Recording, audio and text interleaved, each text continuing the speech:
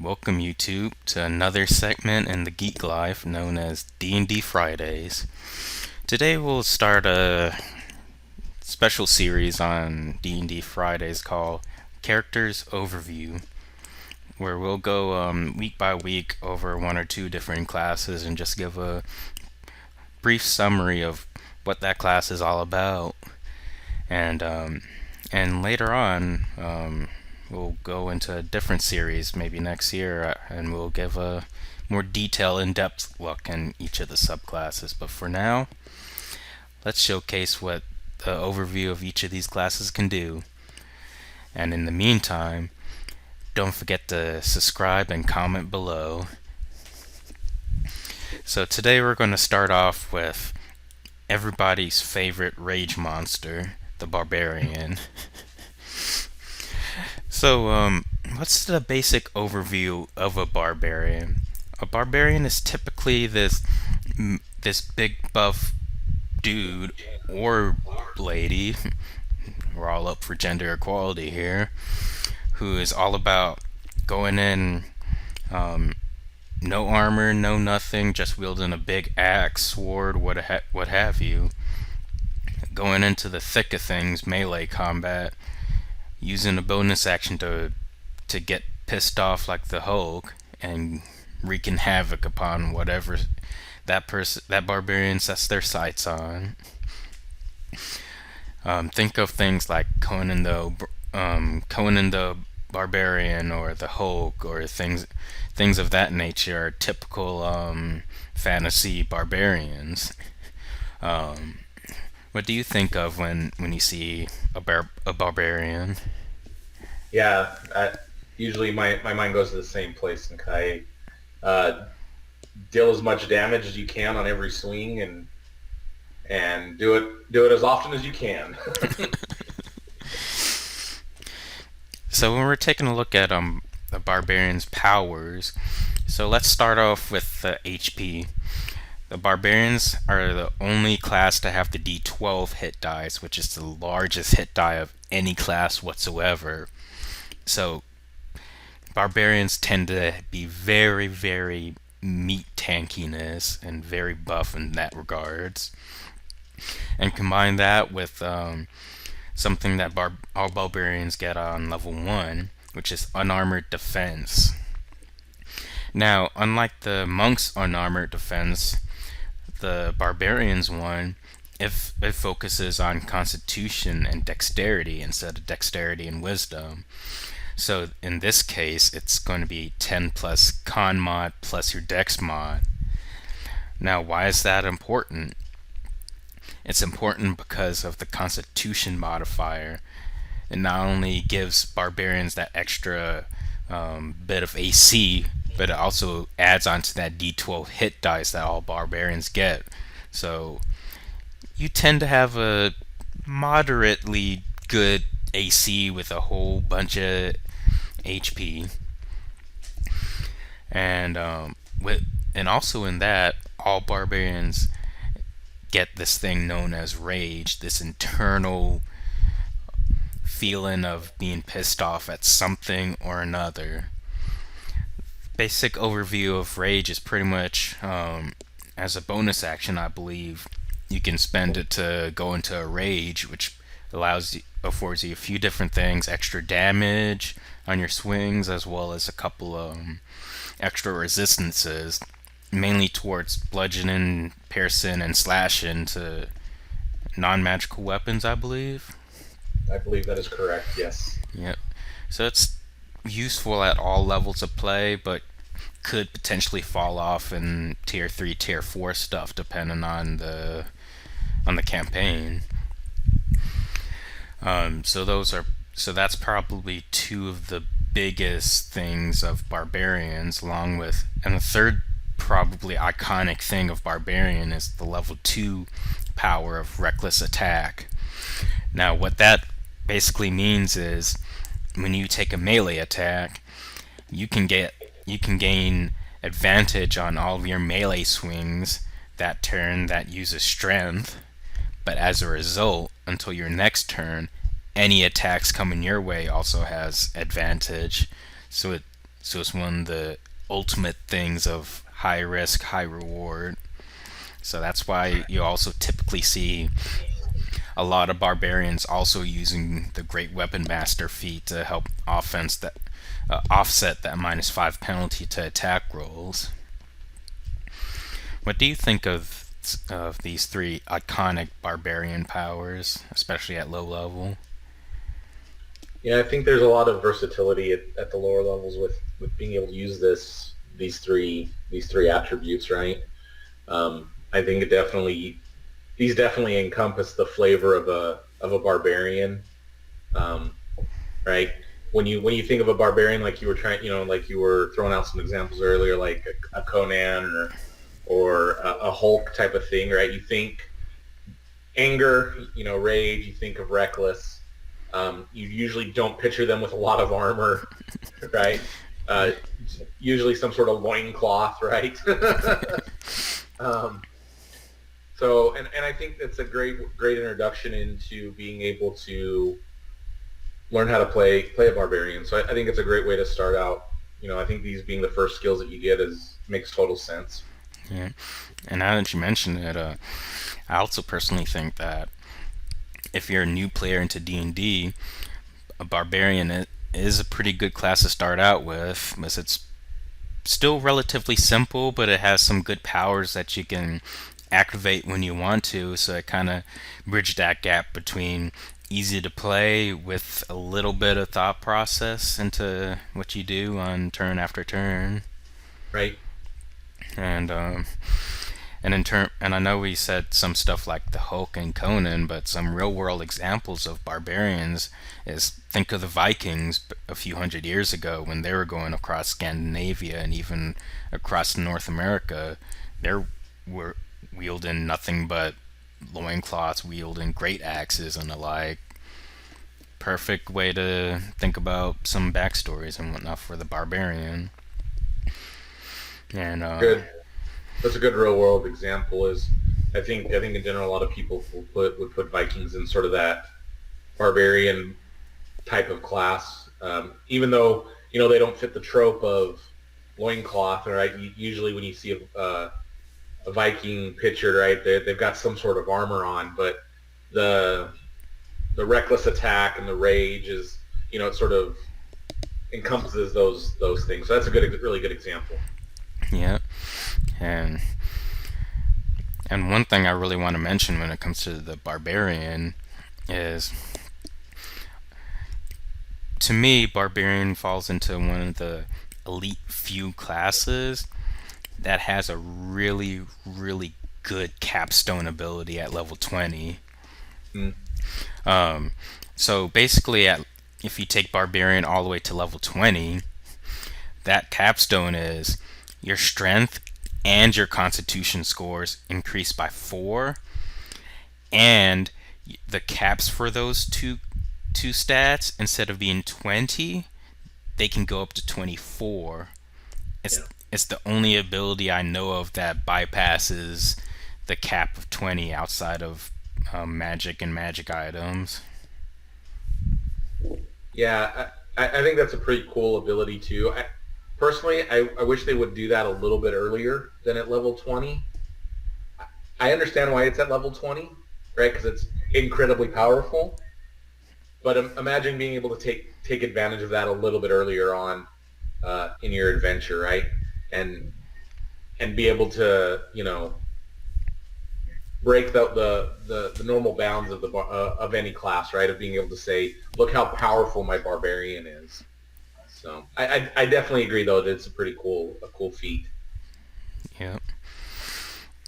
And when we get look into some of the barbarian classes, you have a wide array of barbarian subclasses. For instance, in the PHB, there's the Path of the Berserker, which really doubles down on that risk and return type of thing.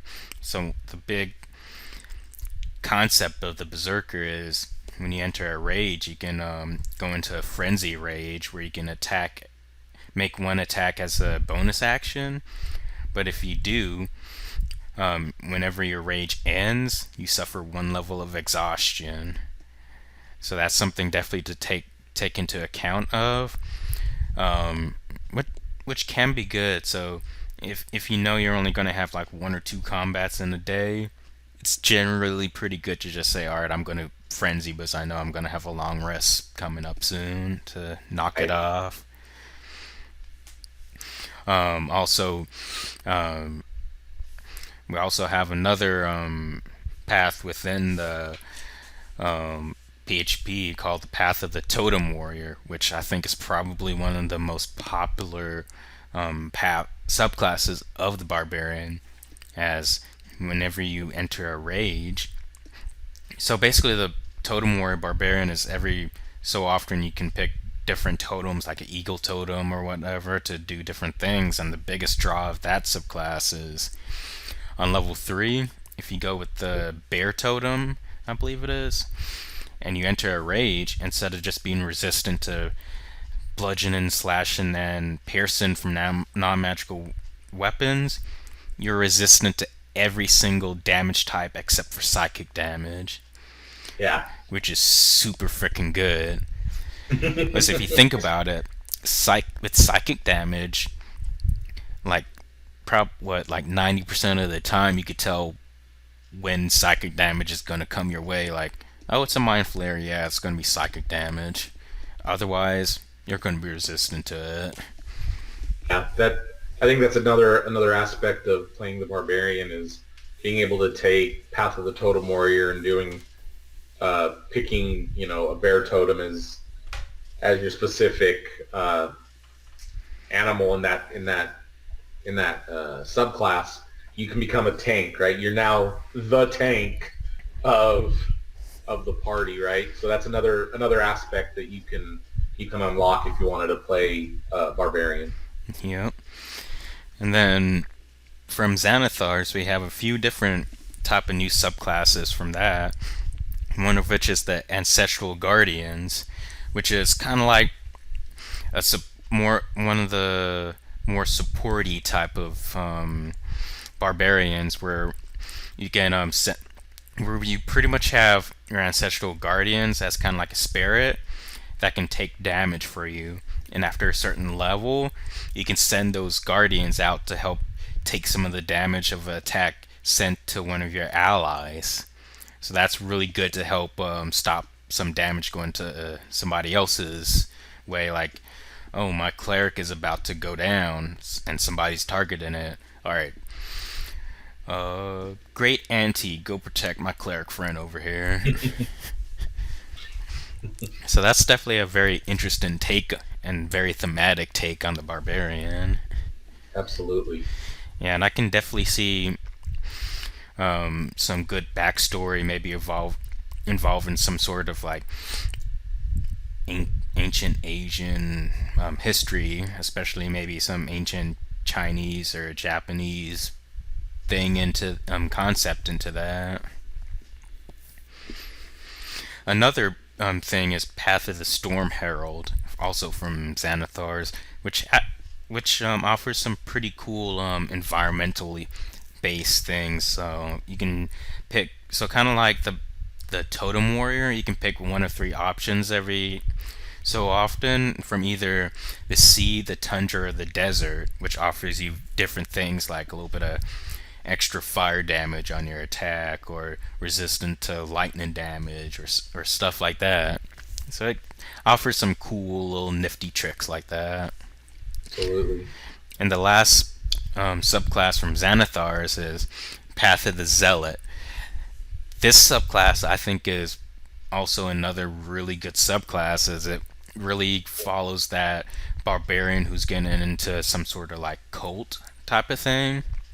So it's the fanatical type of of barbarian. So you can deal a little extra damage. One of the big things is whenever there's a resurrection spell targeting this barbarian, it requires no material components, That's interesting. which is really good because resurrection spells are known to usually have pretty costly requirements to it. Like Vivify is what, a 300 GP diamond, I believe it is.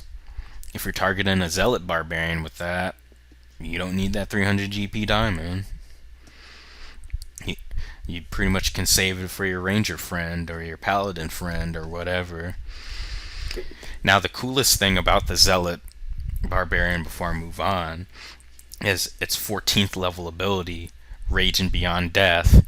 Basically, It's pretty cool. whenever you're raging and you happen to drop to 0 HP, you don't go unconscious like everybody normally does. You still make death saving throws and all that stuff like usual, but you're still up and fighting and conscious and everything.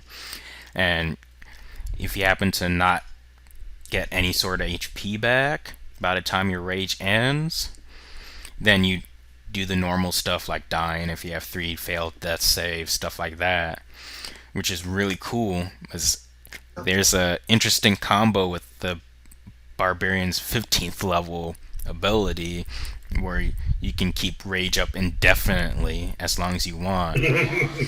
So basically, unless the GM does something like, oh, you're at 0 HP, power word kill type of shenanigans, then you can basically stay at 0 as long as you want. That's that is a really cool ability. Uh, I think that would make for some very interesting um, scenarios in combat. Although I recommend to everybody who wants to do that combo, don't do it too often back to back, or else the GM will get a little pissed off and do a power word kill or something like that on you. So it's a good combo. Just don't abuse it. You use it wisely. Be judicious in your choices. Yep. And then also we got 2 new options in the Tasha's book that came out a few months ago, which I think are probably very out there in terms of subclasses, which is a good type of out there. So first off, we get the Path of the Beast Barbarian. This subclass really focuses more into the primal aspects of the barbarian. So instead of your typical barbarian picking up a great sword or great axe to smack with this path, whenever you rage, you can either grow fangs, claws, or a tail, and you can use those to actually attack. So you want to make a pissed off werewolf from the Twilight series? This is the class to go with. You didn't you had to go with Twilight as the reference there, huh? Yep, but I mean, depending on what side of the camp you're on, D&D might still be a better love story than Twilight. That's probably true.